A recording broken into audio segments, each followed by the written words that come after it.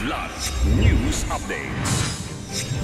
Mga balita ngayon, resulta ng investigasyon sa 331 DPWH flood control project sa lungsod Quezon isinumiti ni Belmonte sa ICI.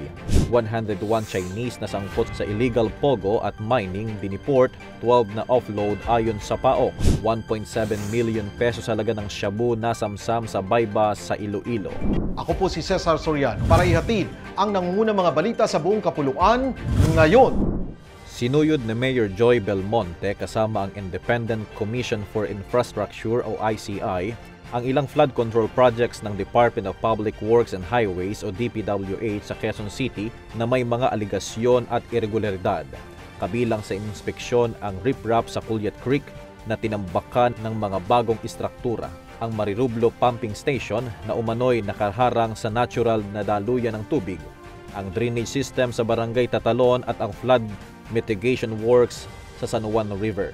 Mula 2022 hanggang 2025, lumobo sa 331 ang flood control projects ng DPWH sa lungsod na may kabuoang halagang tinatayang 17 billion pesos batay sa city-led investigation. Formal nang itinurn over ni Belmonte sa ICI, pinamumunuan ni dating Supreme Court Associate Justice Andres Reyes Jr. ang buong ulat ng investigasyon.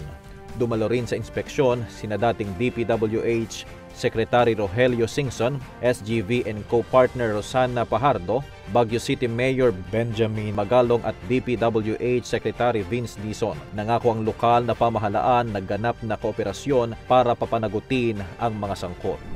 Nagsimula ngayong Biyernes ang deportasyon ng 101 na Chinese na sangkot sa iligal na Philippine Offshore Gaming Operators o POGO at 2 pa sa iligal na pagmimina, ayon sa Presidential Anti-Organized Crime Commission o PAOK.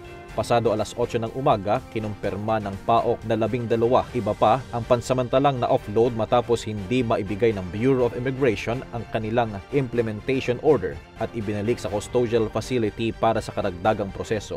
Ang pagpapaalis sa 91 individual sa kabuoang 101 ay bahagi ng nagpapatuloy na kampanya ng pamahalaan laban sa mga dayuhang sangkot sa kriminalidad upang mapanatili ang kaayusan at seguridad ng bansa. Arestado ang isang lalaki sa bypass operation sa Barangay Batad, Biaho, Batad, Iloilo kagabi, September 18, 2025, matapos mahulihan ng hinihinalang shabu na nagkakahalaga ng 1.7 million pesos. Kinilala ang suspect na si alias Jan Jan, residente ng Estancia, Iloilo. Ayon kay Police Captain Jan Predic Padilla, hepe ng Batad Police Station, isang buwan nilang minamanmanan ang galaw ng sospek na hindi nananatili sa Batad at dumarating lang tuwing may transaksyon. Nakuha mula kay Jan Jan ang 250 gramo ng suspected shabu na pag-alamang sa Estancia at Iloilo City.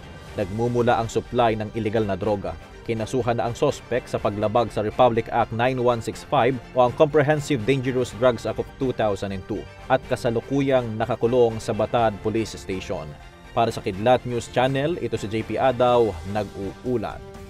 Ako po si Cesar Soriano, kasama nyo sa bawat pagputo ng balita.